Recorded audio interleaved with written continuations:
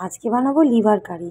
তো এটা চিকেনের মতোই রান্না করব। তো প্রথমে আমি এখানে লিভার আর স্টোমাক নিয়েছি। এটাকে আমি হলুদ, লঙ্কা গুঁড়ো, জিরে গুঁড়ো, ধনে গুঁড়ো, সর্ষের তেল আর লেবুর রস দিয়ে ভালো করে ম্যারিনেট করে রেখে দেবো।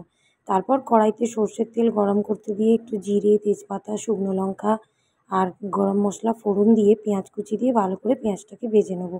তারপর এখানে কাঁচা লঙ্কা কুচি দেবো, আদা রসুন পেস্ট দিয়ে ভালো করে কষিয়ে টমেটো কুচি দিয়ে একটু সামান্য নুন দিয়ে দেবো, টমেটোটা গলতে সুবিধা হবে। হয়ে গেলে এবারে আমি এখানে মিটের ম্যারিনেট করে রেখেছিলাম ওটা দিয়ে ভালো করে কষিয়ে নেব।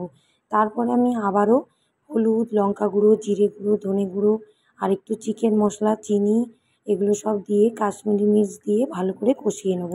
তো লাস্টে আমি এখানে নামানোর আগে গরম মশলা আর কস্তুরি মেথি দিয়ে নামিয়ে নিলেই কিন্তু রেডি হয়ে যাবে এই লিভার কারি, যেটা গরম গরম ভাতের সাথে বলুন বা রুটি পরোটার সাথে খেতে দুর্দান্ত লাগে। ভিডিও ভালো লাগলে লাইক করবেন, সাবস্ক্রাইব করে পাশে থাকবেন। ভালো থাকবেন সবাই।